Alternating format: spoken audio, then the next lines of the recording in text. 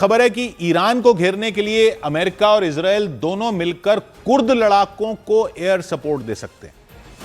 इस खबर के बाद माना जा रहा है ईरान में विद्रोह की चिंगारी भड़काने की साजिश रची गई और अनुमान लगाया गया कि ईरान के खिलाफ चल रही जंग में अब एक नया मोर्चा खुल सकता है।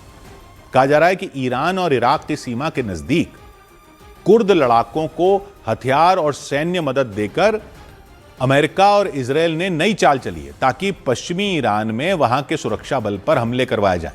दावे के मुताबिक इसका सबसे बड़ा मकसद यह है कि सीमा पर लड़ाई छेड़कर ईरान की सेना को वहां उलझाया जाए और देश के अंदर वहां की सरकार के खिलाफ विद्रोह की आग भड़काई जाए। और कहा जा रहा है इसी मकसद से अमेरिका और इजराइल ने फैसला लिया कि वो लंबे वक्त से ईरान की सरकार का विरोध कर रहे कुर्द लड़ाकों की मदद करेंगे।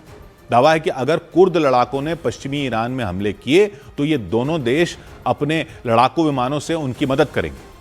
बताया जा रहा है कि अमेरिका की खुफिया एजेंसी CIA और ईरान के कुर्द लड़ाकों के बीच इस मुद्दे पर सीक्रेट मीटिंग भी हुई थी और दावे के मुताबिक अगर कुर्द लड़ाके पश्चिमी ईरान में ईरानी सुरक्षा बल को चुनौती देते हैं तो ईरान को कई मोर्चों पर जंग लड़नी पड़ सकती है। ऐसे में उसकी सेना की परेशानी और बढ़ सकती है और इसका सीधा फायदा उसके दुश्मनों को मिल सकता है, क्योंकि उन इलाकों में उथल पुथल बढ़ी तो ईरान के लिए सबसे बड़ा खतरा सीमा पर नहीं बल्कि देश के अंदर से भी पैदा हो जाएगा।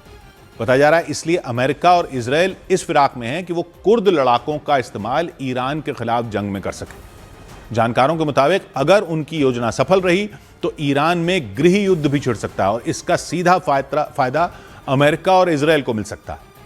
यही नहीं, अमेरिकी अधिकारियों ने तो यहां तक दावा किया कि इराक से करीब 1000 कुर्द लड़ाके ईरान की सीमा में दाखिल हो चुके हैं और उन्होंने वहां के कुछ इलाकों में हमले भी शुरू कर दिए हैं। दावा है कि ईरान और इराक की सीमा के नजदीक ये हमले शुरू किए गए हैं और जल्द ही इनका दायरा बढ़ाकर ईरान के दूसरे इलाकों तक कर दिया जाएगा। और जिन कुर्द लड़ाकों को ईरान के खिलाफ जंग में उतारने की खबर सामने आई उनकी आबादी न सिर्फ ईरान में है बल्कि उसके पड़ोसी देश इराक, सीरिया और तुर्की में भी उनकी संख्या अच्छी खासी। ईरान में उनकी जनसंख्या तो करीब 80 लाख मानी जाती है। कुर्द लोग मुख्य रूप से सुन्नी मुसलमान हैं। उनका आरोप है कि शिया बहुल ईरान में उन पर जुल्म ढाए जाते हैं, उन्हें उनके अधिकार नहीं मिलते, यानी वहां शिया सुन्नी की भी लड़ाई है।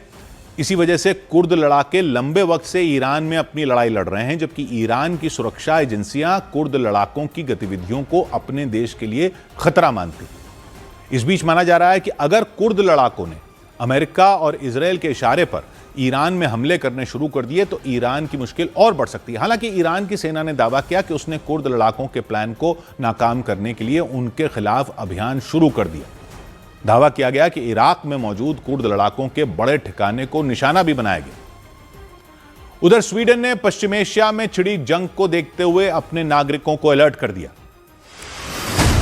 ईरान और इजराइल के बीच चल रहे युद्ध की वजह से स्वीडन के सरकारी बैंक ने अपने नागरिकों को घर में कैश रखने की सलाह दी।